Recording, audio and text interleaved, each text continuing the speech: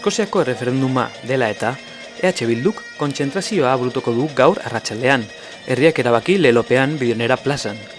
Aurrez, EH Bilduk eskoziar ikurrina jarri zuen Barakaldoko udaletxeko daukaten bulegoko leiho batean.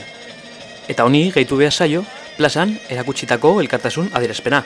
Erreferendumaren emaitzetatik haratago, Eskoziak dagoeneko irabazi du. Erresuma Batuko gobernuak Eskozia erabakitzeko eskubidearen subjektu politikoa dela aitortu du, eta ondorioz autodeterminazio ariketa burutu da gaur bertan.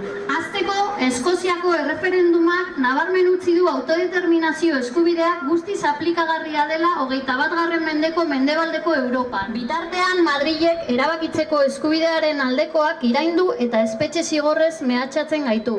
Euskal Herritarron askatasunak gizarte osoaren konpromisoa eskatzen du. Adostu dezagun burujabetzarako eskubidea. Modu berean, azaroaren 9an katalanek burutuko duten kontsulta babestu nahi dugu. Epe motzean, Euskal Herria ere bere buruaren jabe izango den segurtasunarekin. Geroz eta gehiago gara.